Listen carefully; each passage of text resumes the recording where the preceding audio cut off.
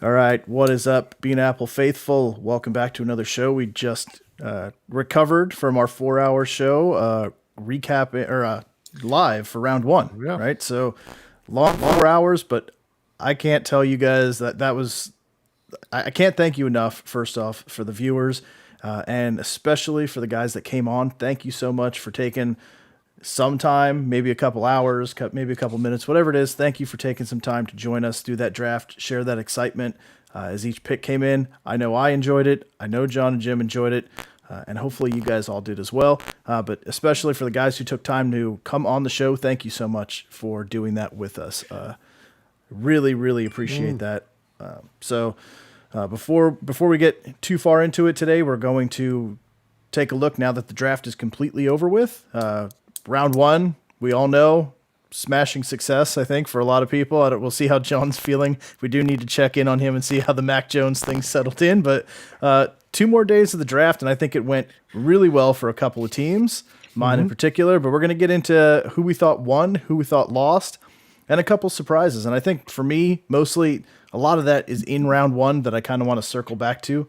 But I'm curious to see what you guys took from the rest of the draft, how the teams fared, and what your feelings are today as the team is now shaped out through the draft. So without further ado, John, Jim, Yep. you guys ready to roll?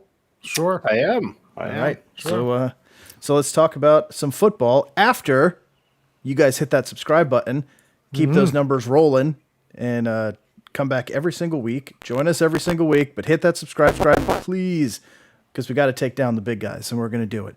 So smash it real quick while you're watching this, and we're going to keep going. But Jacob, welcome back. Haven't seen you in a few months. I guess you were just too nervous about what the Giants were going to do, but it's good to have you back. Absolutely. I thought maybe he'd be on draft night because we hadn't seen him for a little bit, but yeah, glad to see him back and get another Giants fan in here. We got enough Jets and Pats guys, so Yeah, you need a little backup. You do yeah, need a like little the way backup. they drafted. Yep. So he likes the way they drafted too. That's good. I agree. They should have went O-line earlier, but yeah, we'll get into that a little bit. Yeah. So yeah. All right. So let's talk about the winners of the draft. Overall, and I know this is going to come across as an extreme homer, but the Jets crushed the draft. I mean, I was excited after night one, but seeing how rounds 2 and 3, well, we didn't get any third round picks, but seeing how the rest of the rounds shaped out, the first 4 picks for the Jets were awesome, just awesome. I mean, you've got Zach Wilson and of course Elijah Vera Tucker there that the Jets traded up for, gave up both of their third round picks, so it was an investment, but to get the best guard in the draft, and if you guys watched video on him, I mean, he just bulldozes people. Outstanding guy to cover for Zach, and then grabbing Elijah Moore at 34, who most analysts had as the 4th best wide receiver coming out. That's nice. That's really nice. And from what I saw Jets is they were going to take him at 23 before they traded up, thought they'd had no chance, and then he slipped all the way down, and they apparently just ran right up to the podium and handed that card in. So that was great. And then running back, huge hole for the Jets. They go out and grab Michael Carter, Javonte Williams, co-runner there in North Carolina.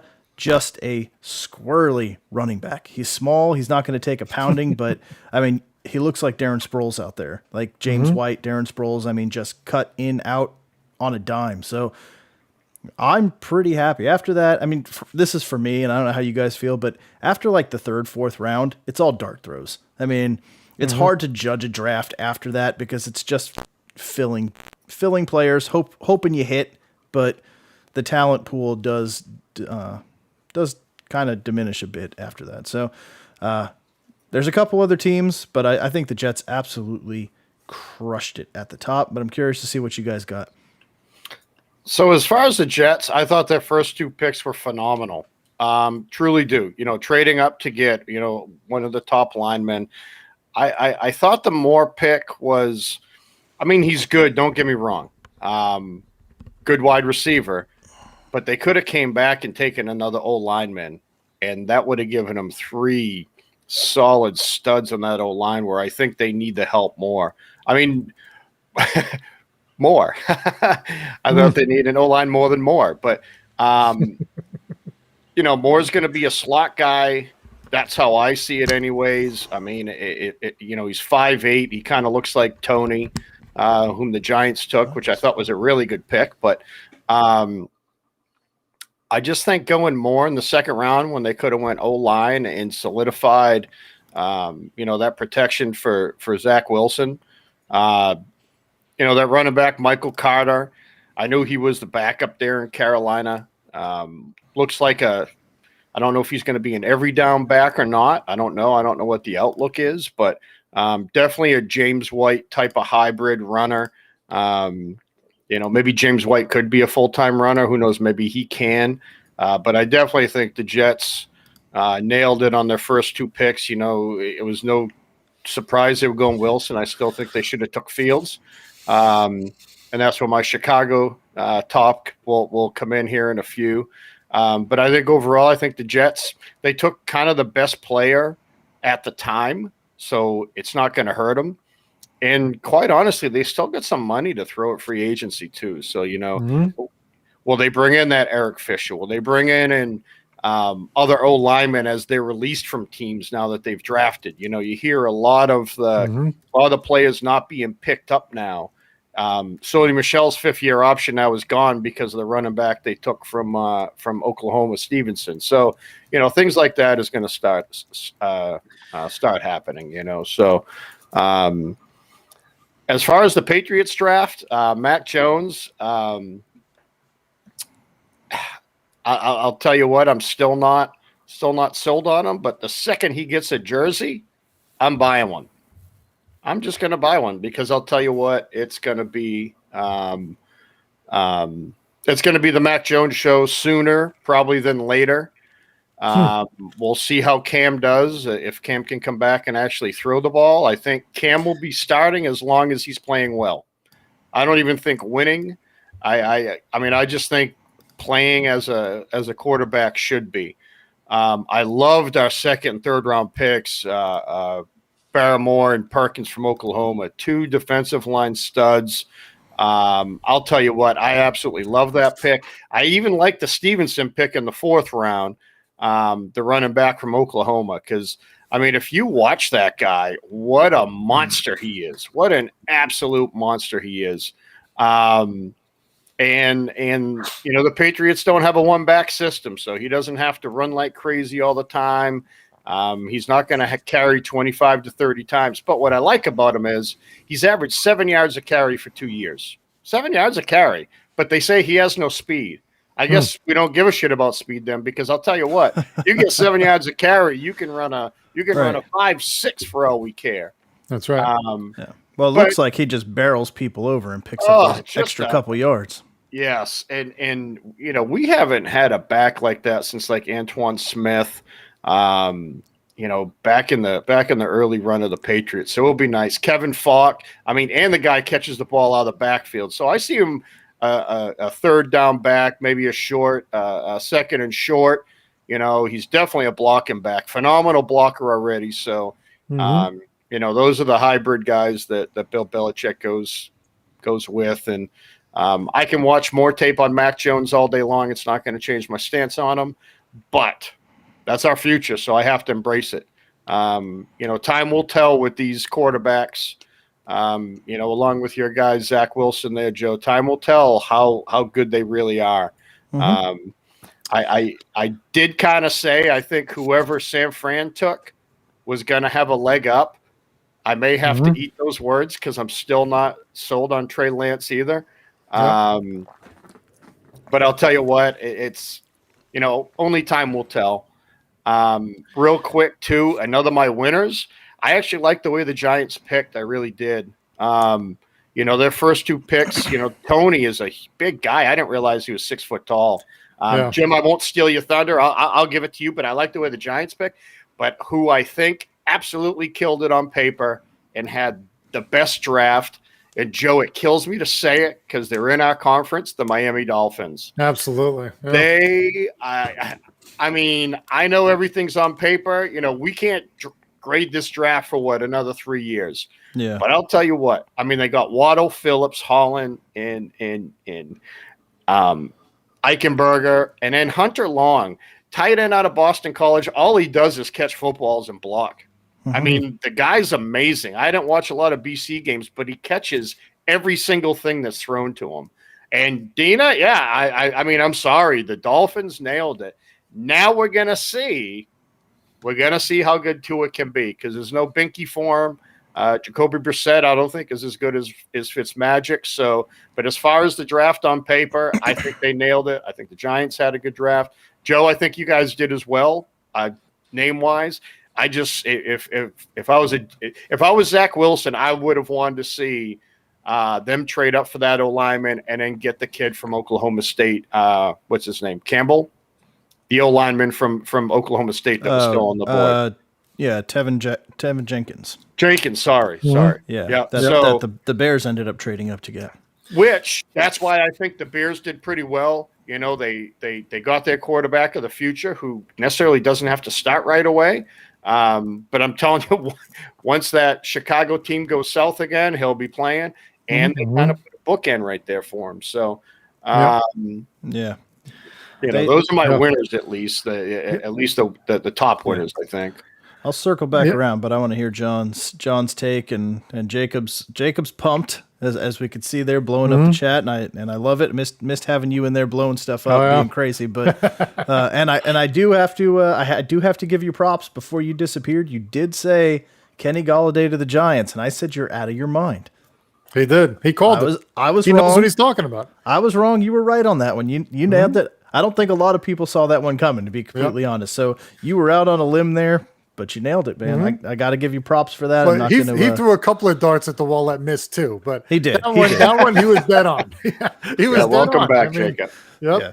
So, and Jim, before you take over, I'm going to give you my quick feelings about Jacksonville, and you guys can chime in after. Yep. I thought they reached bad. You know, drafting a running back in the first round, granted, he's a great running back. I thought it was a little too soon. You know, then they went Campbell from Georgia, who is apparently a terrible cover guy. Little hasn't played in 2 years, and Cisco is out all of last year, the safety from Syracuse. So myself and Travis were kind of going back and forth. I'm like, wow, they're reaching. He seemed to like it, so that's fine. Well, I mean, how can you not like Etienne? I mean, he's hard. I mean, you partner them up. Yeah, that's a great move. I get it, but is that what they needed? But no, it's not what they needed. That's what I'm getting at. Great player. I'm not saying he's not a great player, and he's partnering up with his quarterback. I get it, and that's why Cincy did what they did, and I think they made a huge mistake going wide receiver. I know everyone else likes it. I don't care for it at all. No, I didn't think that made sense. No. Yeah, and Alex, I think you're right. Myers trying to get that speed in the NFL. I agree, but boy, when you start putting a pro team like you would a college team, it doesn't work out. And to me, he took 3 chances with his next 3 picks. And I mean, I get every draft pick's a what if, but to me, I thought they reached way too much on Little and Cisco. To me, yeah, nice. Yeah, I agree. I mean, yeah. But go ahead, Giant away.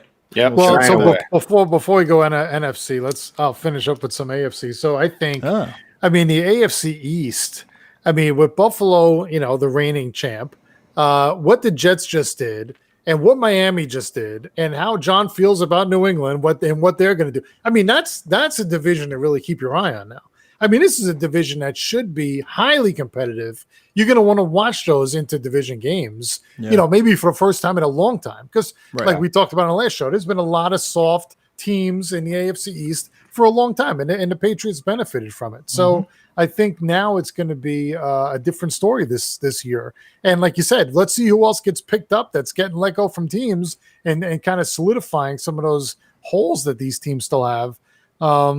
Yeah, I mean, I remember when it was the NFC East was the dominating division. Now, you know, the AFC East is giving everybody a run for their money, I think. I'm sure you two agree with that. Yeah, of course. Right when things start going good for the Jets, everybody else has to come up with it. It's like, come on, man. Why can't I get 20 years of crap surrounded me? No. The only scary part, Jim, is, so you got Allen in Buffalo, who's in his 3rd year going into his 4th. Yep. You got Tua, who played half a season. You're going to have Zach Wilson, who hasn't played yet, and Matt Jones, who hasn't played yet. Right. This could actually be a train wreck division. It could. If those quarterbacks don't play. Yes. I mean, think You're about right. it. We are entering a time. You're right, Job. Scary times. We're either going to be like on top of the hill saying, come on up and try throwing me off this mountain, fellas, or we're going to be like, holy shit. Let's see. It's the Jets, New England, and Miami, picking top 5 again this year, and Buffalo. I mean, right now, you're right. Buffalo is kind of the team to beat. I mean, I still think we're going to be competitive, but boy, the future, I think, is going to be exactly, Alex. That's what I'm getting at. Allen's the only proven quarterback. Unless Cam absolutely does a 360 from last year, and you said they were still winning 10 or 11 games with Cam. So that's what I mean, I still think they're going to win 10, but I'm talking about as far as the future. I mean, honestly, as far as the future, if these 3 quarterbacks don't look at the talent that was just infused into the AFC East. Yeah, but they're all the rookies, talent. though. What Yeah, I know they are, but the talent that was just put into the AFC East, is we're not going to see insane. that for 2. We're not going to see that for at least 2 years, though. That's kind of what I'm getting at. Yes, Well, I mean, in 2 years, if everybody develops the way they should, quarterback-wise, we're going to have not only quarterback-wise, we're going to have high problems in 3 or 4 years trying to sign all these guys too. Yeah, that's true. That is true. But if Tampa can do it, anybody can. So just rip a page out of their playbook and figure out. Hold on. Look at the team they assembled, though. It's not like they went through the draft and did it. Granted, most of their team is from the draft. If you really look at the last 3 years, they nailed the draft the last 3 years, but they weren't winning shit with Winston, and they weren't winning shit with whoever else was going to be a quarterback there. They just weren't. They needed a GOAT to go in there. No, this division's going to be. It's going to be hot, and it's going to be fun to watch. It's not going to be what it has been for the past 20 years, with the Patriots just steamrolling through the Bills, the Jets, and the Dolphins, and it's a big deal when they lose to one of those teams out of 6 every season. Oh God, the Patriots lost to the Jets or the Dolphins out of the blue, and nobody expected that. Like, that was the excitement, is you had the chance to knock off the Patriots once, at best once a year. Nobody swept the Patriots really, so. Now you're bringing this thing all back together, but man, even the Bills, 2 top end defensive ends that they just dropped on that team that's already solid all around. Like that doesn't give you warm fuzzies either. So no, but they didn't address their running back situation to me. No. They didn't really. I mean, they took a couple old linemen late in the 3rd and 4th round. That's what they really needed. They needed depth on that O-line and a running back, and they didn't get better at running back. No. But again, who's going to be released? Who's going to be traded? Who's going to be cut to make way for some of these rookies that are on their, soon-to-be deals, their 5th-year options, or even older running backs? Keep in mind, Zack Moss is in year 2 now. This is year 2 for Zack Moss. He was a rookie last year. I mean, he looked pretty good in a couple of those games. Like, see what he's got. I mean, I know running back is an easy transition, one of the easiest transitions, but he looked pretty good in some games. And if they give him the ball and stop messing with Singletary, give the kid a chance. See if he got some. That's probably what they're going to do at this point. I mean, we'll see. And Alex, Sony will be playing all of next year, guaranteed. Sony Michel will be on the team next year. And in fact, he had a great season last year. It's just Bill doesn't have to pay him $11 million his 5th year, because he just drafted his replacement.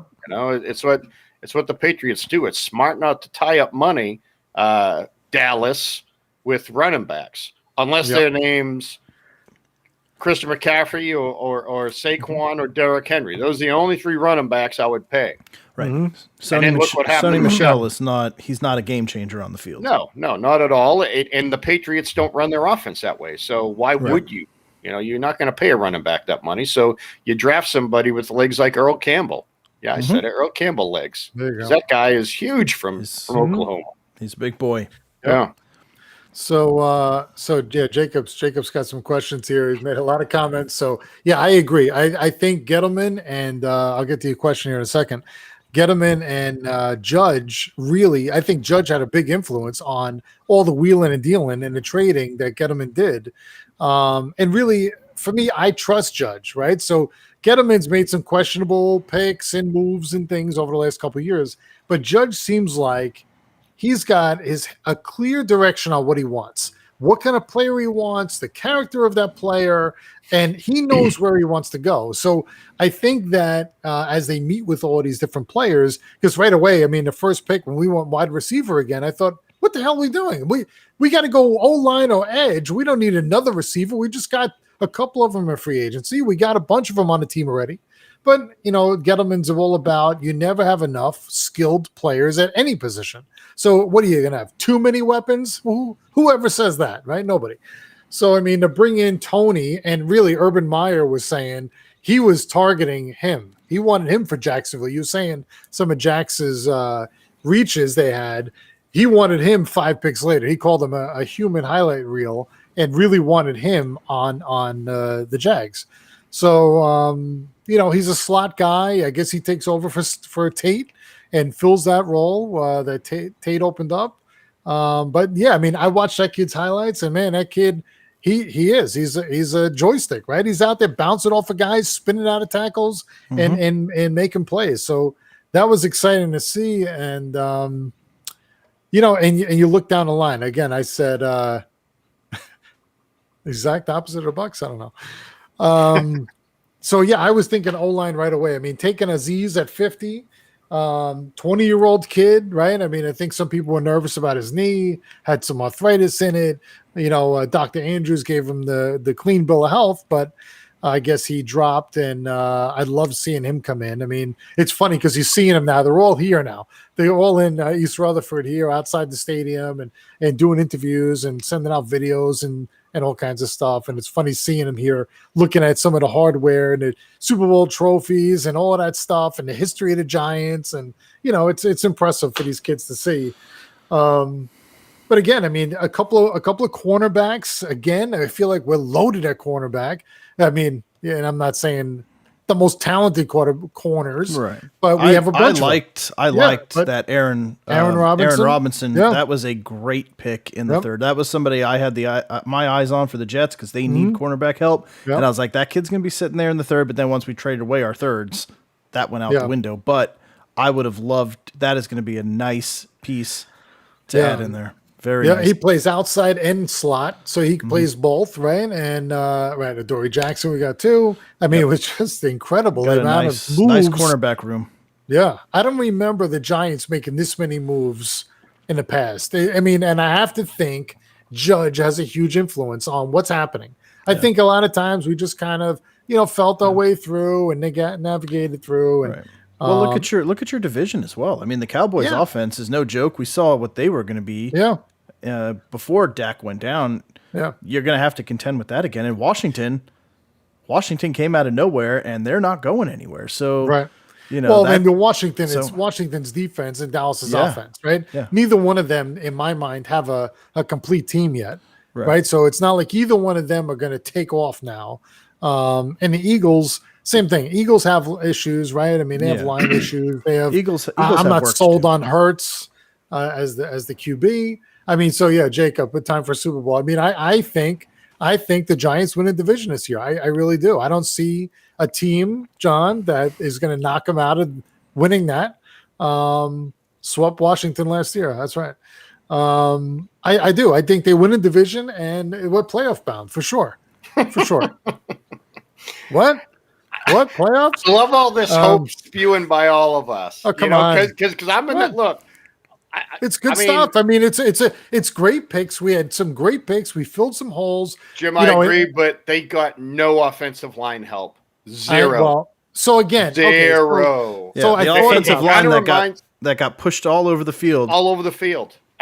You're getting Solder back. Yeah, we're getting Solder back. So I think to myself, why didn't they take an offensive lineman? So are they really thinking someone's going to fall on their lap now that's going to get released? Maybe they know something that's going to happen here. But how would Judge, when you had that pick, instead of going wide receiver, why aren't you going O-line right there? Early on, the guys were on the board still. Shiny object, man. Yeah, I mean, it happens. You know, but Tony wasn't the shiny object.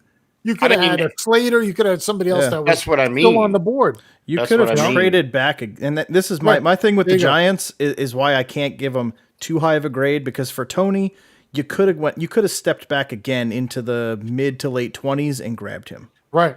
Acquired maybe another first, depending on what they were coming up for, or at least a second round next year to go with it, because Tony, nobody was going to take him at that point. Well, Jacksonville may have late in the first. No, Jacksonville was going to take him 5 picks later. They were taking him. Yeah. He said it. Urban Meyer said it. Yep. He was taking him. But you could have taken another wide receiver at that point as well. Yeah. If that's how hard you were going. Elijah Moore, Rondell Moore, somebody along those lines would have filled that same exact need. So, but again, somehow in talking to these guys and interviewing with them, this is who they wanted. So Judge wanted this guy on his family and his team, right? Yeah. And trade with the Bears. Yeah. So Ellerson Smith, another outside linebacker, right? 6'6", 250, out of Northern Iowa. Hopefully he's gonna do some work with the kid from Minnesota we picked up before the draft. Yeah, I think we did plug some holes. Jacob was asking about Aaron Rodgers, right? So Gettleman did say, yeah, we checked on everything, right? I mean, obviously he was going to be too. Yeah, would I have loved to plug him in like Brady got thrown on the All-Star team down there? Of course. Yeah. Of course, if you could have. They're not moving Rodgers. I know, but I'm saying. What team can afford $40 million? Of course, nobody. Yeah, nobody. Right. But I mean, so you think Rodgers would? Of course, he would want to come here. I would have to believe if Gettleman did talk to the pack and talk about a trade, I think they could have worked something out. I think Aaron would have come here, right? I'm sure there's plenty of teams he would not have come. Giants weren't on the list, so you have the list. Yeah, so that came out the other day when it happened. I mean, I didn't have it, but it came out from Ian Rappaport. It was Oakland, Denver, New England. Was it Chicago? So why New England and not the Giants? There was 5 teams. It was Oakland, New England, Denver. I don't even think San Francisco was on that list, and that kind of surprised me a little. There was 2 other teams though that were on it. Yes, Broncos were at the very top of his wish list. Absolutely, that's why the Broncos were pushing. And he thought, I mean, so it's on his wish list. He's thinking of Broncos. Where he wants to Giants go to make the playoffs in the postseason on the Broncos. Hey, Jacob, if you would share that screenshot on Facebook, because I want to see what the other 2 teams were. Maybe it was the Giants, but I didn't remember them being on there. But there was like 5 or 6 teams on there. And I remember seeing New England. I'm like, we're not paying him $40 million. That shit ain't going to happen. They're not trading him. Hell no, they're not going to trade him. I would tell you, you're going to retire before you. What if he retires? Then he retires. That's why they took that first-round pick last year. Yep, I wouldn't trade him because, boy, you're slitting your own throat. You're slitting your own throat, especially after seeing. Yes, I would too. Right now. So, Joe, you can take a look, see if you see that on Facebook. Yeah. But I agree. The trade with the Bears too, and getting their first round next year, because where are they going to be? Are they going to be a competitive team next year? No way. So here's the thing. But what if that Justin Fields trade, if he turns into what he is projected to be, and you guys just let him go for an extra first round pick and Kadarius Toney, that's going to come back to haunt you harder than anything. If Daniel Jones doesn't take that huge leap forward with this team that's around him, because that's what's holding you back. Yeah, all the pieces are there on paper, but Daniel Jones still has not shown that he could take that team. It was the O-line too. The kid but the O-line still sucks. The O-line's still bad, though. So, and that's what I was starting to say before, is the idea that Judge decided to stay with this O-line. Okay, Ed Solder back in, and everybody else has another year under their belt now. Thomas hopefully turns it around and stops becoming a turnstile on the end. Gettleman said the same thing too. I trust this O-line. This is going to be our O-line. I mean, so I don't know what they did in the last couple of months that's making them improve to the point that they're going to be able to protect Jones. But yeah, I'm with you. I wanted to go O-line. I wasn't looking for a receiver in the first pick. I wanted O-line for protection. And I think that's been the biggest reason that Jones isn't successful is he doesn't have any time. You could throw all the receivers out there for him, but if he can't go more than 1,000 before he gets hit, then what are you doing? Right. And then you run into all sorts of issues because it doesn't matter how good that team is because Jones, I mean, he hasn't shown that he's ready to just take it over. It wasn't like, man, if we just had one receiver, Jones would be unstoppable. He'd be a completely different quarterback. Like, you haven't seen that. Right. You've seen some flashes. You've seen a lot of mediocre, kind of like, a lot of like Sam. Like, that's what the Jets were dealing with as well. He'd have a couple of flashes, some passes that you're just like, wow, that was really nice. And then he throws an interception directly into the linebacker's face. You're like, what was that? Run out of bounds instead of throwing it away and lose 6 yards. You're like, what are you doing? Like, this is year 3. You don't do that. Like, so that's what I'm worried about. Like, you could have just had Justin Fields to come in and say, you know what, I don't know who on that team is 100% sold that Daniel Jones is the future, but with the team that you just put around him, that's what you're saying. That's the statement you're making. Yeah, they must be fine with Jones. Because we said, go ahead, take Justin Fields. Yeah. There's no way. I get it. I mean, if they didn't trade out, they could have picked him. There's no chance I see them picking him. No chance. See, I kind of thought, like, when he started falling like that and nobody was trading up to get him, before they traded with Chicago, I'm like, I even said it to my son, like, earlier through text. I was like, wow, I wonder if the Giants are going to take him. Because, I mean, you kind of have an unknown. Jones didn't light up anything last year in a very weak NFC East division. I mean, let's face it. Dallas's defense sucked. Washington's was good. Phillies sucked. And he didn't even light it up against them. So he's coming back to the same old line. Now, granted, he's going to have, hopefully, Saquon Barkley back for a whole year. Yep. He has another weapon in Tony. But, I mean, that's a lot of wide receivers to start, too. I mean, are they going to go four wide the whole game? 5 No. Wide. So they kind of drafted somebody that they're going to use on 3rd and long, 2nd and long, maybe. I mean, and then with Barkley, are you even going to even think about maybe going 4 wide with him? I mean, I don't know. Yeah, you can, but I mean, my goodness, he's just. But you got to keep somebody in there to help block. There's got to be a tight end in there helping them block on the end or something, because you can't just send everybody out, right? Everybody go deep, and then you're on your back. So that's why I was just kind of curious. And Jim, I was going to ask you the same exact thing, man. I was going to say, would you have wished they drafted Fields, and then who knows? Maybe Jones blows up next year. Maybe they just absolutely explode. And then you know what? Man, we got trade bait. Yeah. We can get a high 1 for this, or something like that. Just a thought. I mean, I'm not saying Jones isn't going to blow up, but boy, that with that offensive line, if they don't come around, no quarterback would be good. So it doesn't really matter, Yeah, so Jacob, I did see that they did bring in some undrafted free agent linemen too.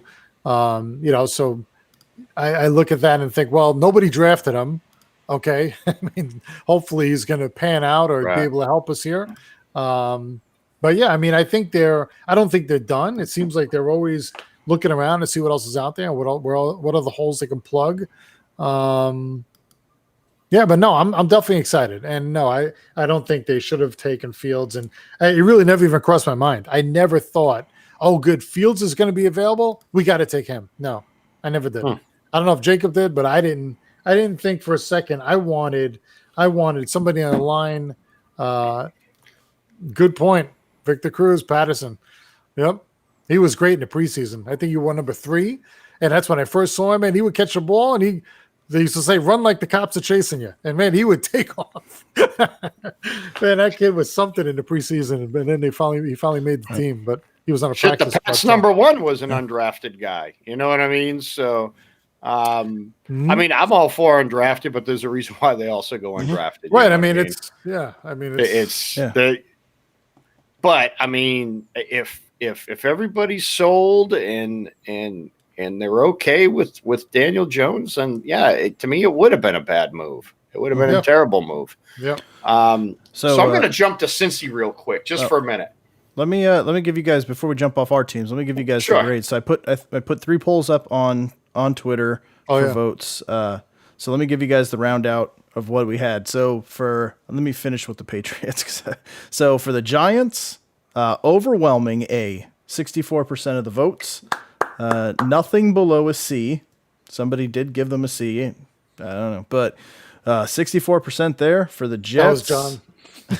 For the Jets, 62% for an A, 37% for a B, nothing below a B, which is good for the Patriots. I don't know what it is with getting people to vote because it's always a small handful for Patriots fans. I don't know. They don't represent very well. Too busy trying to hold on to the bandwagon to vote, I guess. But 33% across the board, A, B, and C. So I don't know. I guess, John, you got to be. I don't know. So I'm going to say B because I do really like 3 of their picks. Again, Matt Jones, okay. I'm not changing yet. I'm just accepting the fact. I'm just going to accept the fact. You know, me and Shani were talking about this the other day and yesterday at my daughter's wedding. Yes, we're talking football at my daughter's wedding, of course. I'm just that's what we do. It's time to just, put away the sour taste of that. I was mad we didn't draft up and get Fields. I mean, you can probably show pictures of that. I wasn't thrilled, but hey, Chicago, you guys get a great quarterback. I hope we did too. All I keep hearing about is everybody say on the other networks how perfect Mac Jones is for New England. I hope they're all right. I mean, they're on TV for a reson too. The style is a fit. It is. And Joe, you said it as well. Daniel Jones over Mac Jones. I'll tell you what. If I was drafting today, if Mac Jones is like Daniel Jones, I'm going to be upset. So should you, Jacob. That's all I'm going to say. You shouldn't be happy with how he's played so far. But I just think if Mac Jones can learn to be the game manager that they all claim he's going to be, again, we'll talk in 3 years about the grade of this draft. In 2-3 years, we'll be able to tell. Because, Joe, one thing is for certain. Either we're going to be looking for another quarterback, and we may be saying the Giants effed up when they didn't take Fields because Jones just didn't work out. Yeah.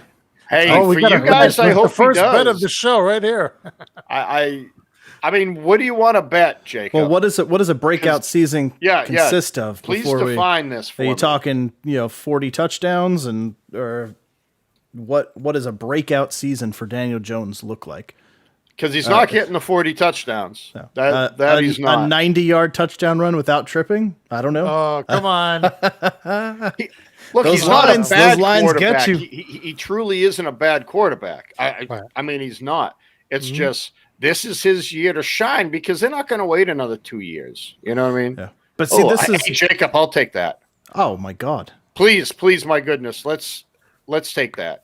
The 25, are you saying over under 25 and 5 interceptions? Because he's throwing more than 5 interceptions.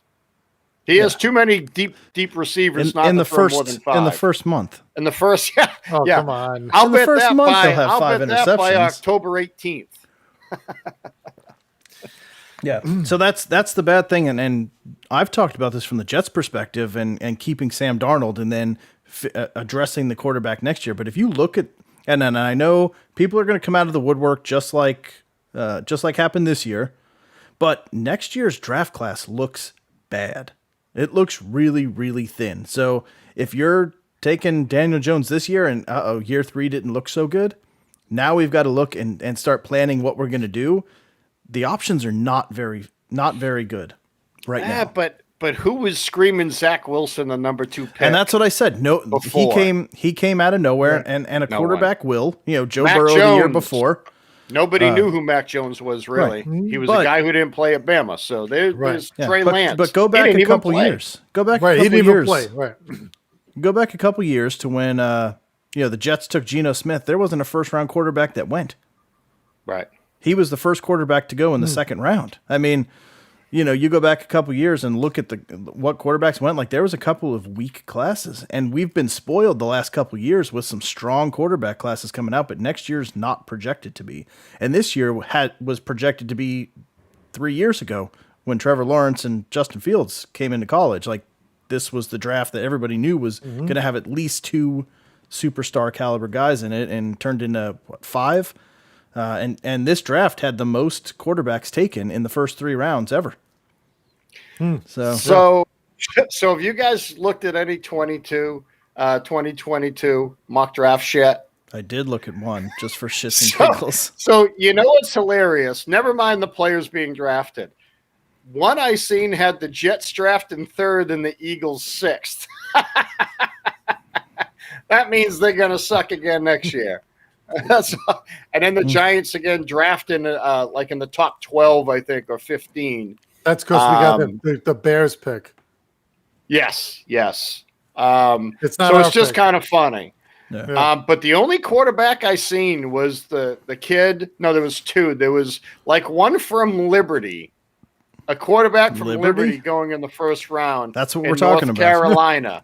Yeah. So yeah, and I think Rattler out of North Carolina, right? And Oklahoma, yes. Oh, yeah, the kid from Oklahoma. Hold on, let me see if I can pull one up. I think there's 2 right now that they're saying are first round Liberty guys, but Ryder from Cincinnati. This one has. We'll see what. Yeah, but we'll see what it develops into. But there's no Trevor Lawrence. There's no Justin Fields. There's that caliber of quarterback is not in this next draft. So if that's where you're turning, you're going to end up reaching for a quarterback that's probably not, then you end up with the Geno Smith situation where 2 years down the road, you're going, okay, this is a failure. That was 2 years wasted. Now we're doing it again and again. And the Jets got stuck in that cycle of being in the top of drafts with no quarterbacks available for years. So Jacob, I need to make a lot of bets with you. I need to. Me and you need 11 to and 6. 11 and 6 is not out of this world. I think he's talking about the Jets are going to be better than the Patriots. Oh, that one? Well, no, that one too. So there's 2 I want. So there's 3 I'll bet with you. The touchdown to interception ratio, the 11 and 6 record, not going to happen. And you think the Jets are going to be better than the Patriots? He is still in the league. He is, though. You're right. Yeah, Rob, you're right, man. He holds a clipboard for the last 5 years, but he's in. He's making money. There. He's making more. He's making more money than I am. A lot more money than all 3 of us probably are put together. Good for him. You know, Seattle. Yeah. That's good. I mean, it is what it is. But all right. So, John, you were going to go to Cincinnati. Who were you going on to your losers? Well, so one of the things I really didn't like about the Cincy pick, and we all can say, look, Jamar Chase was probably the best wide receiver. I think we talked about that. Yep. Now they did get a tackle in the second round from Clemson, the kid from Clemson. I want to say it was his blind side as well. So okay, fine. But man, how do you pass up? How do you pass up one of the top 2 offensive linemen to add a weapon to a team that you don't need? Yeah. And yes, I get you don't. It's always great to have too many weapons, but man, I mean, look what just happened to him. I mean, the kid missed. I mean, he was having a killer year, man, and I'm not even going to take that away from him. He was having rookie standards. He was having a really good friggin' year. He was. He absolutely was blowing people away. And now you're going to give him a wide receiver who he gelled with for really a year. I mean, 1,700 yards and 20 touchdowns. He didn't play last year, which, okay, it may not hurt him. I don't know. Yeah. But you're still taking a risk there. Neither did Sewell, and that's why I had Slater going to him, to be quite honest. But it's like, how do you – man, it's almost like the Lions back in the day where they would take wide receiver after wide receiver in the first round and never build up their line and then be like, why can't the quarterback throw a football? Well, it's because he's getting sacked 4 times a game. Right. I don't know, man. I don't know what you guys think about that. I mean, they only drafted 2 offensive linemen. And one was the other one was in the 4th round out of East Carolina, but they screwed the pooch, I think, on that one. And you look at just take let's take tuna fish out of it, but let's take a look at Herbert and Burrow, right? Look at the offensive weapons that Justin Herbert has right now. It's Keenan Allen and who? Austin Eckler. Wide receiver. You also have Williams too. Didn't he leave? Hold on a second. Well, here. okay, regardless, let's just Here, put him there. I'm pulling it up. It's no. Nope. Let's put him there. He got Mike Williams, Keenan Allen, Tyron Johnson as a backup, Jalen Gutton, and they did sign Jared Cook. But I mean, yeah, Yeah, you know how I feel about that. So that's so think about that going into the draft and what Cincinnati had going into the draft. right. They had better wide receivers going into the draft than Justin Herbert did. Absolutely. Right? LA could have used a wide receiver. They could have used a top tier wide receiver there for Justin Herbert. They still said, we've got to keep him upright. We're taking an offensive lineman. Like, we'll figure out the weapons, but if he's not on the field, it doesn't matter what your weapons are. So I couldn't agree with you more. I think as talented as Jamar Chase is, you already had 2 wide receivers there. You have a running back there. Whether he could play or not, that's to be seen. But you've got pieces there that's okay. But if you don't have Joe Burrow on the field, you're picking 5th again next year. Yeah. What are you going to do the first time Burrow takes a big hit? Right. Cringe. Nothing. You're gonna wish that he had an alignment. I mean, he has Tyler Boyd, Higgins, and Auden Tate already. Yeah, You're you're going to going be into sitting the there season. with your rosary beads wrapped around your hands, just praying every game that he doesn't take a blindside shot that knocks him out again. And if he goes down again with another significant knee injury, it's Carson Palmer. Yeah. It's Carson Palmer all over again. Yeah. If you guys remember that playoff game against the Steelers, like they would have won that game. Yeah. I mean, they came out the gates on fire, got blasted out of the game, and his whole career was done after that. He was never the same, and we don't even know what Burrow's going to be like when he comes back. Yeah, I mean, it's they gave some crazy stat like the year Anthony Munoz was drafted by Cincy. I think they went to the playoffs like some crazy 10 out of 12 years or something with Munoz or something like that. You know what I mean? Yeah, well, he was pretty good. He's pretty Well, good. yeah, and Matt, I get it. Jonah Williams got hurt his first year, and then he came back. Also, Matt, you asked a question earlier about will they pick up Sony Michel for next year for 1.8. He averaged almost 6 yards a carry last year. He did miss 5 games? No, 6 games. He missed 6 games. 5.7 a carry. He's going to be on the team next year. He just won't be on the team the following year unless he signs a very team friendly deal. Alex, I agree. I think the protect Chargers, that quarterback. the man. Chargers killed it. I think they did too. They're They're another team I thought did pretty well. Was very. I mean, grabbing Asante Samuel at 47. Yeah, I can't. I was that was a watching him really just good drop pick. and drop, and I'm like, why is he still sitting there? Yeah. I could not believe that. I was like, God. And they grabbed him. I don't know who Josh Palmer from Tennessee, their wide receiver, they took in the 3rd round. I'm not familiar with him. I really like Trey McKitty because that's going to be fun to say.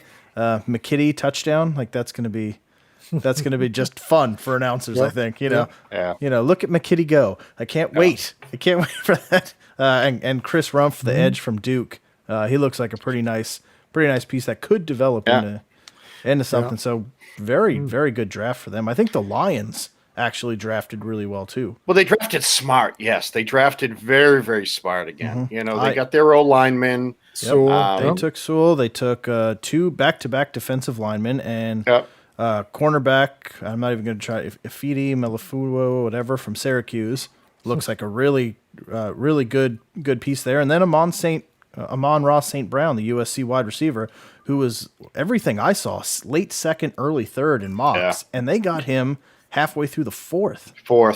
Which is a great pick, especially to put on the other side there with give Keenan Allen a little break. Yeah. So that I think they did an outstanding job. Mark, I agree with you on Buffalo too. Like Buffalo got good grades, but outside of 1 and 2, those 2 defensive line, the edge rushers that they took, just kind of meh. Yeah. I wonder if guys fall because their numbers are their numbers, right? You see the highlight reels, you see everything, you know what they do on the field.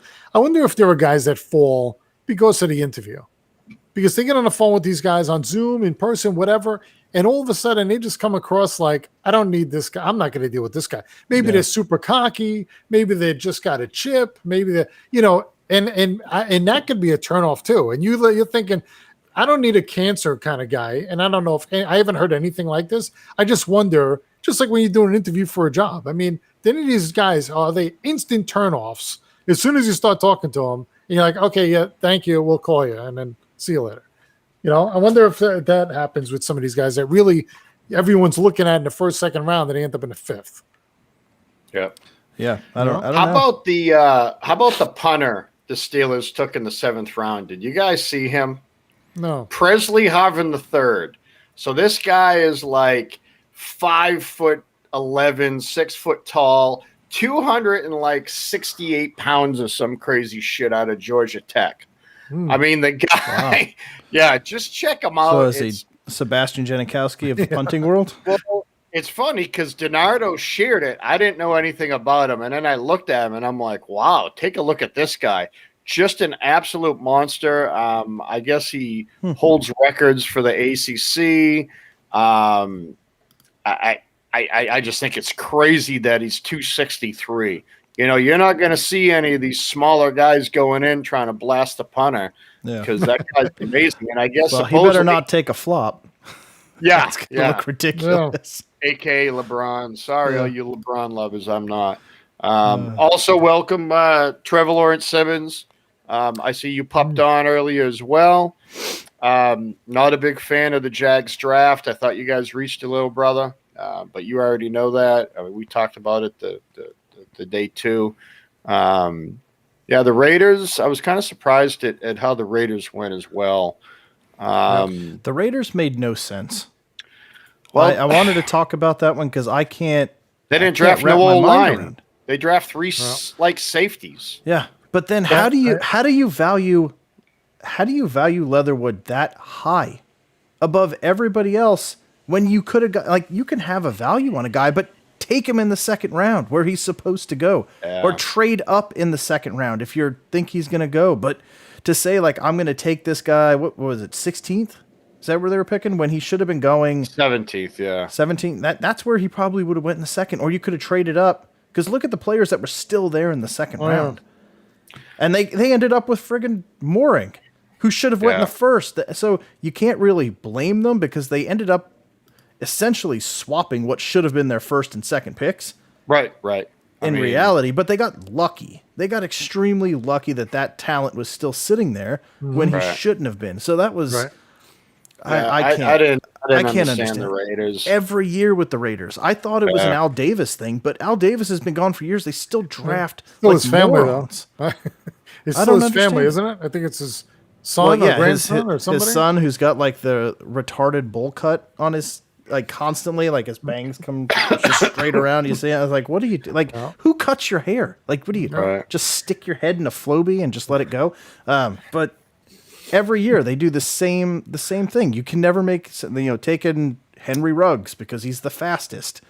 They always want speed. They always want speed. And they said, "What's the GM's name that used to be the announced the guy on NFL Network? That's the GM now.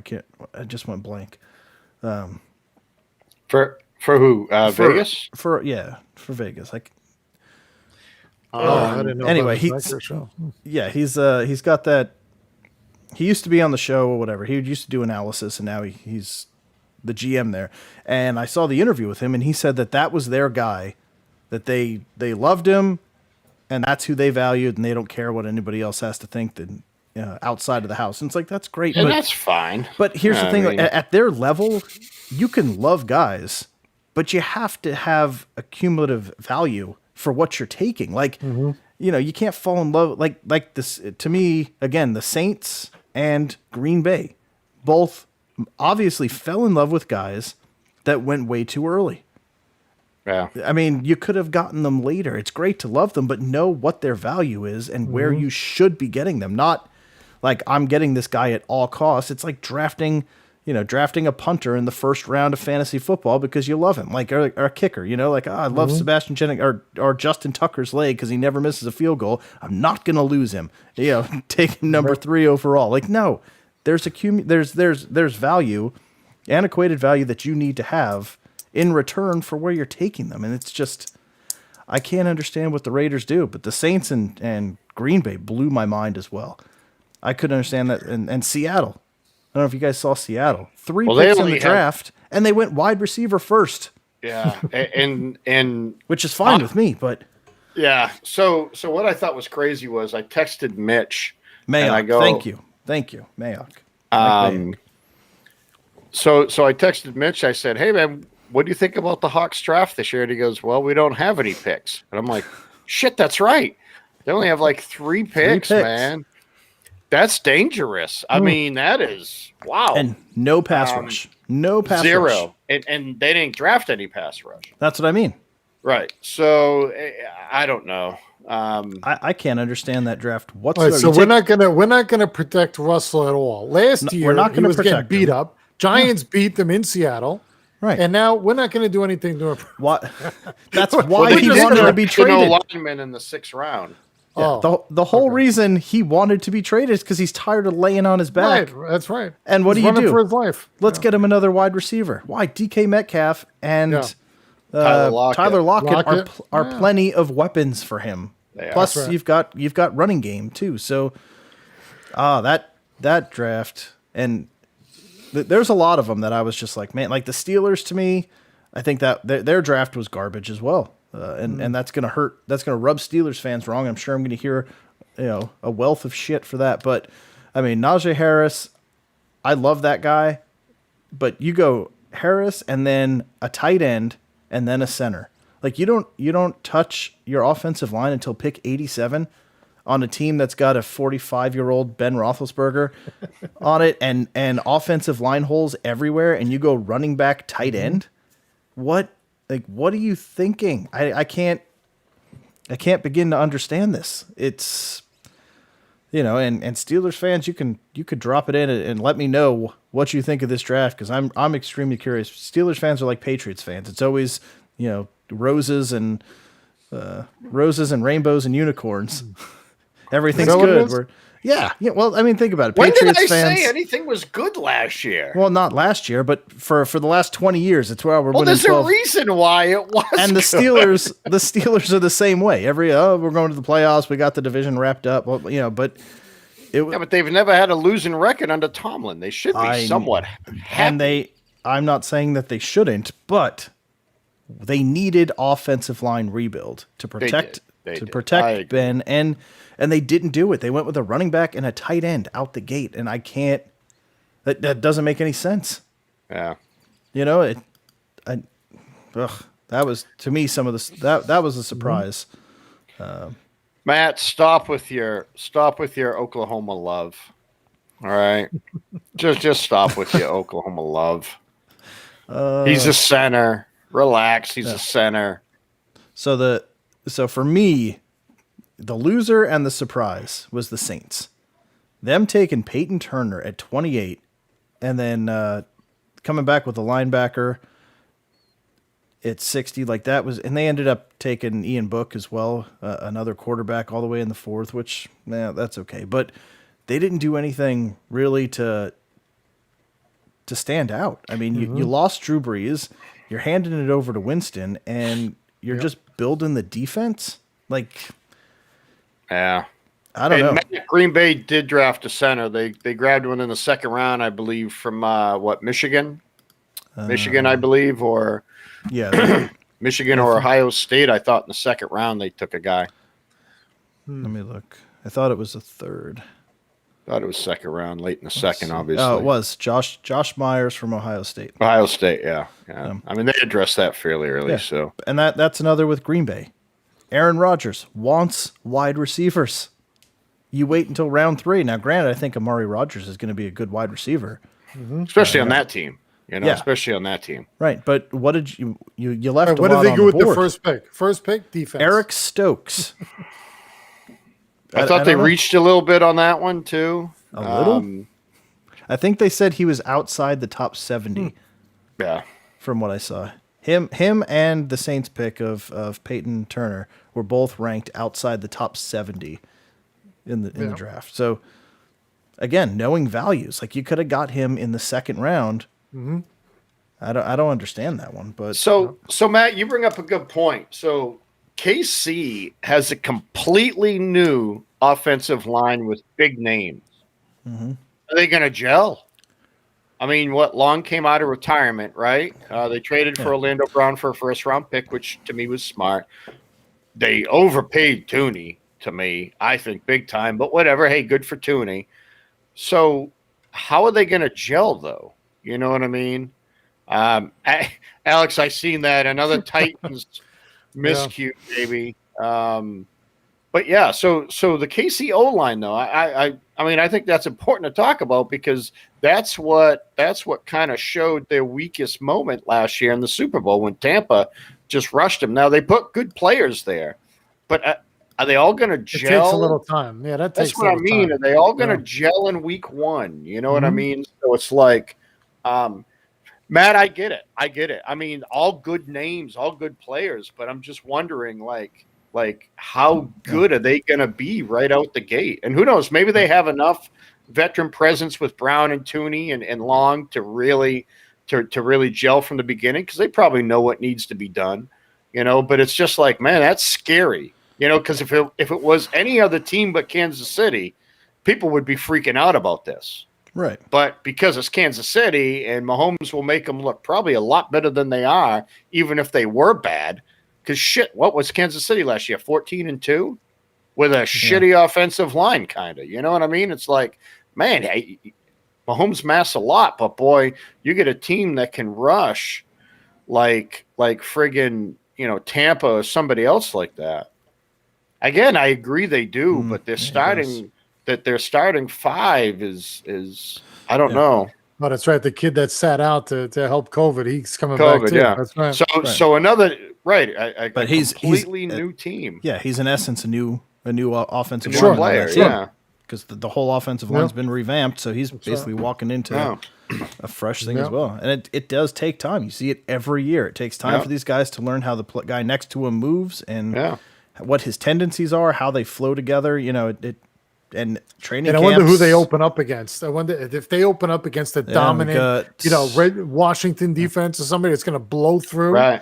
9 days till schedule release. Woo-hoo, that's the next Christmas. That's New Year's Eve. Yep. Matt, I agree. They are beyond loaded. I'm not disagreeing with you, brother. I'm just saying it's dangerous when you replace every O lineman on that team, every single one of them. Yeah. I mean, you're learning everything new. It's not the fact that they're not good. I mean, how quick are they going to pick up the plays? You know, Brown's never played on the left side. He now has Mahomes' blind side. You know, he's moving from right to left. I mean, can he truly play left? I don't know. You know, we're about to see, though, because that's what he wanted. You know, he even said, I want to protect Mahomes' blind side. Now, great offensive lineman from Baltimore. You know, they lost a huge piece, but see what happens when Mahomes rolls out that way a few times early. Exactly. Let's see what happens. That's what I mean. It's just so many what ifs, and I don't know. And it's kind of fun to talk about because it's Kansas City. You know, they're another team that's on top of the hill, saying, "Come knock me down." So, Yep. And I don't know. Justin Herbert might be up to the challenge this year. Think so? Chargers going all the way? No, I don't. But the kid looks legit. He does. I still believe in Austin Eckler a lot. He's. I'm still going to try and get him on fantasy. It's kind of like what's his face, Golden Tate. I'm probably going to reach for Golden Tate again, even though I shouldn't. You know what I mean? Because one of these years it's going to happen. But I'm going to try and get Eckler again because when he came back, he didn't even touch the ball. I didn't get it. Yeah, I don't understand it. They kept Joshua Kelly so involved that it killed him. But he's such a unique talent that I don't understand. Feed him. He's like McCaffrey there. Just get the ball in his hands and let him. That's all you got to do. So. That's all you got to do. But yeah. So who's your surprises? Or did you give me your losers yet? My losers, I thought were. I think I rattled off like 7 teams, but yeah, I mean, you covered them already, right? I mean, the Raiders we talked about, the Saints. I mean, Raiders, Saints, Buffalo. I mean, minus the first 2, but I mean, God, they got really 2 good edge rushers, man. It's hard to say they did bad. I can't give Buffalo a bad grade. Baltimore went wide receiver again when I thought they should have went maybe O-line. Yep. They went Bateman, and they're going to say he's a true number one, but how often does a wide receiver just step in the league and take it by storm, unless you go to Minnesota, I guess. Yeah. I didn't like Cincy, even though I think Chase is probably the best player in the draft. I thought they should have went O-line from the beginning. Who else? Pittsburgh. I mean, I actually like the first two picks, to be quite honest, Joe. They needed tight end help. They got the kid from Penn State, and they got Harris, but they didn't address the O-line. Seattle was weird. They were on my loser list. Washington went a lot of D again, and I didn't really understand that.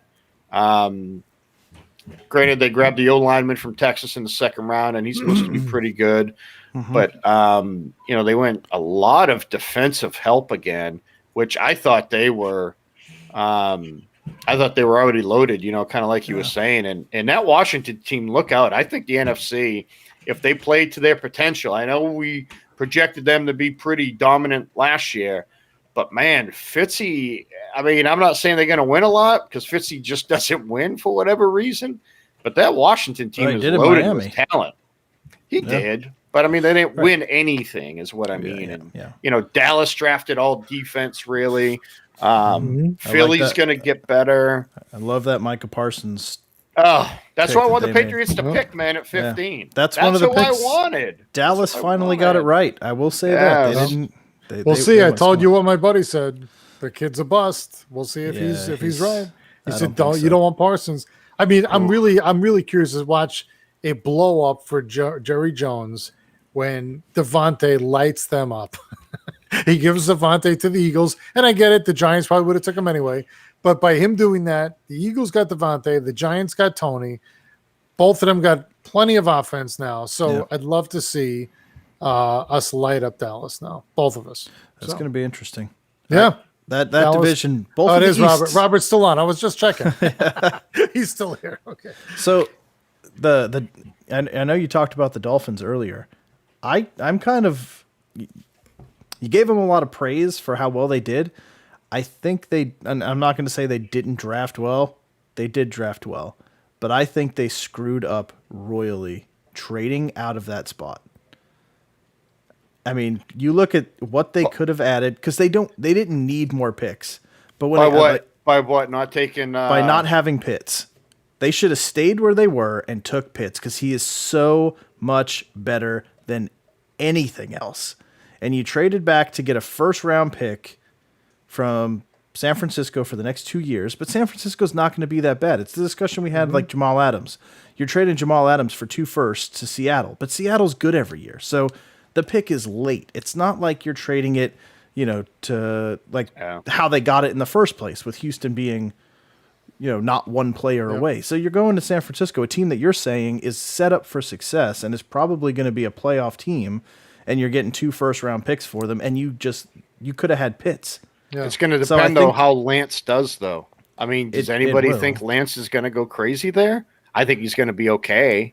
Yeah, but Jimmy G's probably going to play this year. Unless he gets hurt, yeah. Yeah, absolutely. And that team is still very good to win 10 games, right? So what pick are you getting? Yeah, you're right. 20, You're right. 26, 20s, 25, something like that. So not saying Waddle's a bad player. If Chase wasn't in this, he would be arguably the best wide receiver coming out. But Pitts is just better than anything. So I think they should have stayed there. Like, keep your picks because everything they got was bonus money anyway. Take one of the best players coming out of the draft this decade, offensive player-wise, and destroy I'm glad they didn't. I'm really glad they didn't do it because if they would have if I was drafting for them, I would have stayed there, took Pitts, and I would have taken a running back with 17 and not an edge rush, and that offense would have been a nightmare. Nightmare with Tua, Devontae, what's his name? Why do I always forget his name? The Texas wide receiver. Stills. No. Fuller? You have Fuller and Stills. sorry. Actually, you do. Yeah, Have they both got of them. Fuller and Stills. Yeah, You got those. You got those three already. You add Pitts as a tight end, and with Gesicki. with Gesicki, and you would have added Harris or Etienne in the backfield. My God, that's not worth. It's not worth the 2 first-round picks to me. Like the offense would have been so good today. Yeah. Forget about the 2. Yeah. Keep them. Keep them. Mm-hmm. I don't need your 25th and 26th picks in the next 2 drafts. Give me Pitts. Give me a running back, and we own the division. I mean, it is crazy though. Like you said, they were in 3. They trade down and then they trade back up and give away. I mean, so what did you accomplish? Right. So you come back up to get Waddle, but at 3 you would have had anybody you wanted. And you're not really benefiting from next year's picks, like you're saying. So, and didn't they give there's up? not really a big class coming out. So, didn't they give away one of those to get back up? One of the first rounds. One of they the 2 gave away first a rounds? pick. Yeah. Yeah. So you had to give away a first round anyway To come back up. So you got one first. You got one first out of it. That's probably going to be in the late 20s, mid to late 20s anyway. So what do you? And now you don't have Pitts, and Waddle's still probably going to be very good. But you didn't need a wide receiver, but you could have paired. You could have had a better version of what New England had with Gronk, with a young Gronk and Hernandez. So that's my only hit on the Dolphins. I think the players that they got are great. I don't think they missed, but I think what they could have had would have been a disaster for you and me in the AFC East. And I'm glad they didn't do it. But if I was running the Dolphins, I would have kept that pick. Pitts' name would have been on that card, and I would have taken Harris or Etienne at 17, and I would have said, try and stop us. Just try and stop us. Well, and Dina brought up a good point. So you trade up, and then you trade picks to get down to 6. Right. You know what I mean? That was the biggest that was the most confusing part of that whole deal. I'm glad they traded out, Joe. I'm with you. I'm glad they did. But I think for the picks that they had, I think they nailed it. I think they did really well. Dina, not anymore. Patriots a jump in Miami. Just so they you got Mac Jones. So we got Mac Jones. Good. Come on, he went to Bama. He went to Bama and won in Bama. What could go wrong? What could go wrong with us? See 1970 through today to see what could go wrong with an Alabama quarterback. Again, and I'm not flip-flopping yet. I'm just accepting it because I have to. I have to accept it. I also have to accept that Cam's our quarterback again. I don't dislike Cam. Right. I like him a lot. He's a hard worker. As long as he can throw the ball this coming year, I'm going to like him even more. But if he can, it's going to be like – but that may also be why Mac Jones was drafted at 15.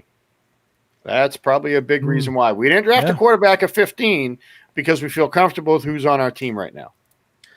You know, we just didn't. So, and I'll tell you, when you've watched a replay of the last show from like pick 7 to pick, 10, and watch John sitting back, excited, holding his head up. It's coming. It's full. And then when that trade happens, Jekyll, total change of holy cow. I enjoyed that for like the drama. next. That was that was something. That was something to see. So much hope, Jim, is what it was. It was hope because Fields just kept dropping and dropping. It's like, oh my God, are we gonna move up? And then you hear about the trade, and I'm like, it's us. It's us. Please let it be us. And then Chicago, I got to give Chicago credit. I don't know much after their first 2 picks, but my goodness, they grabbed one hell of an offensive lineman in the second round, and to me, arguably the second best quarterback in the draft. So, you know, probably pretty good for that team. What's crazy is though they're talking like now what the Bears have $40 million or something tied in to their quarterbacks or some crazy shit for this next coming year or 2. I don't know. And they can't even cut Foles because even if, I guess they can, but he's guaranteed like 5.8 this year and 5.3 next year. So you might as well keep him then. You know, if you have to pay him. Wow, what a mess. I mean, why even go after Dalton then a month or 2 ago and bring him in if you knew you might be doing this? Maybe they didn't think they could get to. So are they gonna keep Dalton? Is Dalton going to be the backup now? They just brought him in. It's a 1-year, $10 million contract. So, you know, Dalton's let it play out and let Fields sit there. I mean, yeah, Dalton's not a bad guy to learn from, at least. Yeah. And these guys are at least, smart vets. They haven't played this long for this long without knowing the game. So, sure. I mean, who knows? right. I can't wait to see Fields play, though. Foles has won a Super Bowl, so. But now you run into the Shut other your side. mouth. Shut your mouth to Disco.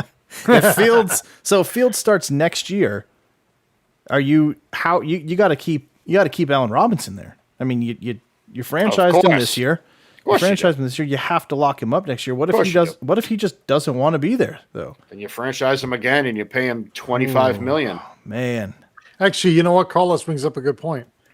They probably didn't think Fields would be of course. available. They probably thought Fields was going 2 or 3. 2 or 3, yeah. And then all of a sudden you're at 10 and he's still on the board. Right. Wait a minute. Yeah.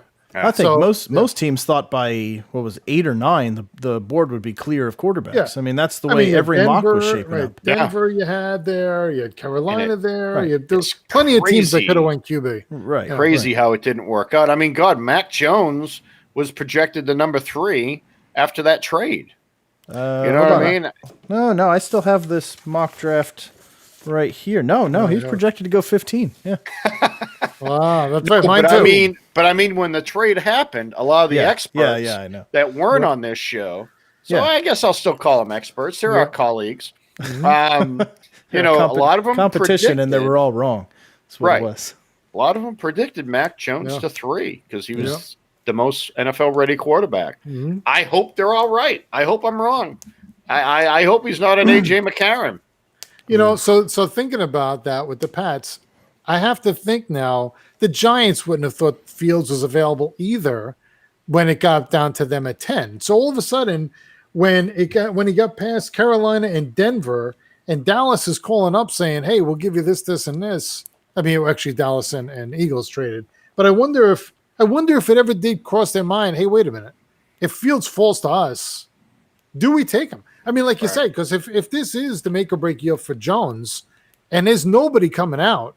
What are you going to do? You're going to go after Aaron Rodgers next year? What are you going to do next year? You think you're going to have to keep the kid until he figures it out, or another class of quarterbacks come out? Yeah, you're stuck, and that's what that was my big fear with Sam is if we hold on to Sam this year and we don't see, him go from a 2 to an 8, then what do? You cut bait, and now what are you doing? Now you're drafting a weak quarterback class, and you got Geno Smith again, and now you go great. Now what do we do? 2 more years wasted. Let's redraft again. Or you're trading up, in a couple years because he does just enough to win 5 or 6 games, and then you gotta give up more assets to trade up and risk it again to try to get another. It's just an endless circle, is what it turns into, and it's disgusting. So, I mean, unless we do some kind of trade the way the Lions and the Rams did, or something, if we needed to, and bring in a starter from another team. Yeah, and then you run into then you become John down there. We're going to trade for every quarterback. No, I don't want to do that. That was the dumbest. I don't want every story. Meaning, I don't want to become John. Everybody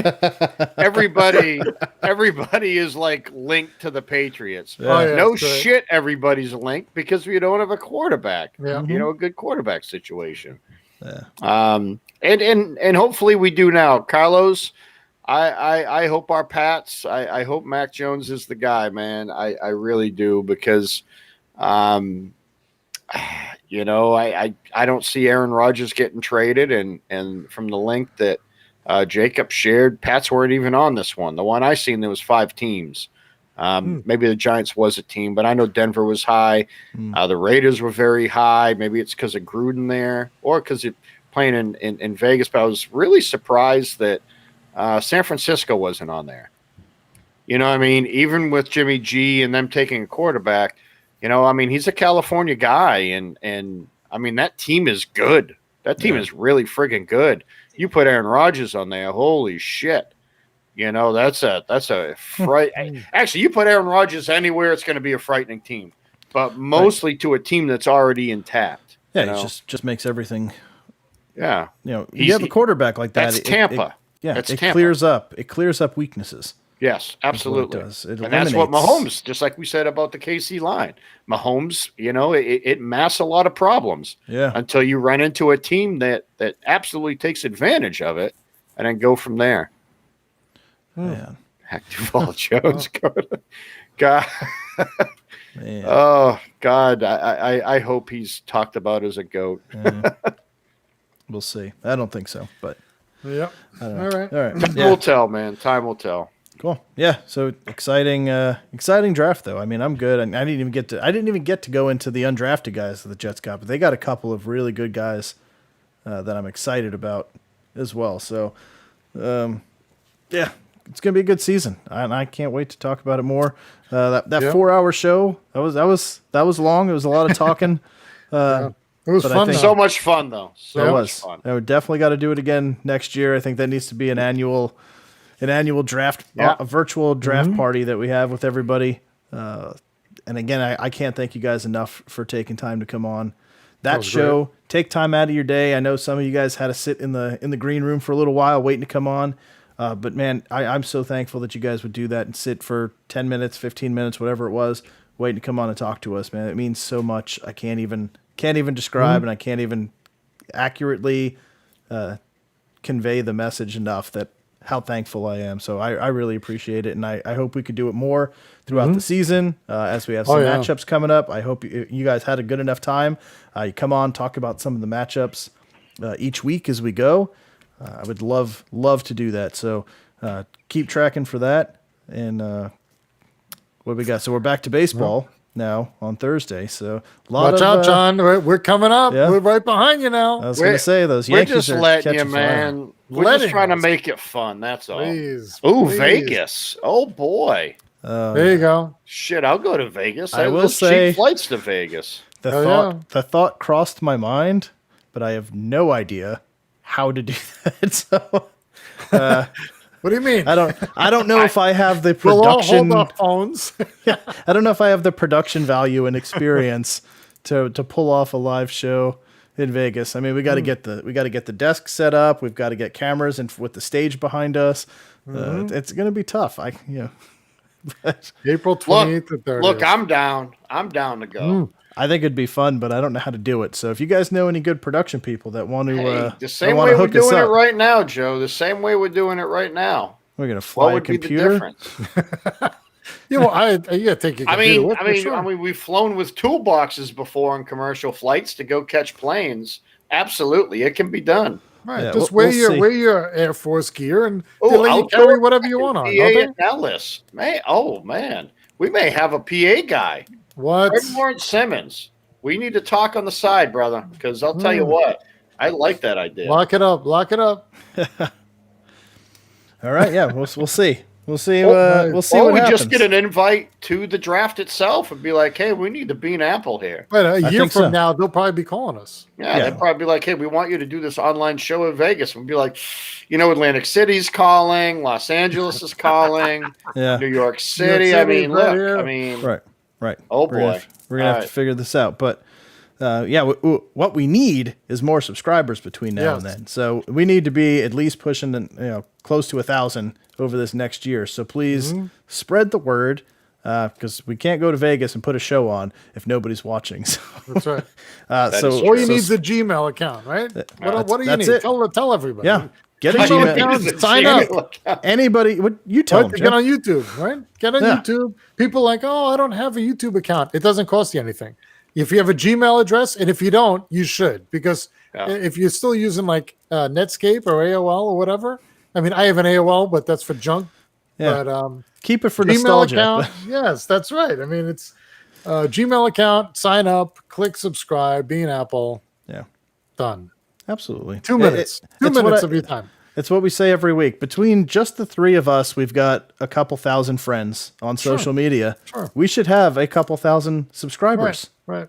A lot of people watch it. They have friends on a Facebook page, but even people that don't like us. I mean, root for us to do bad, and then throw crappy comments in there. Sure. You know what I mean? I mean, do something. Yes, absolutely. But I have a lot of enemies, I'm sure. We still doing analysis of the last two shows.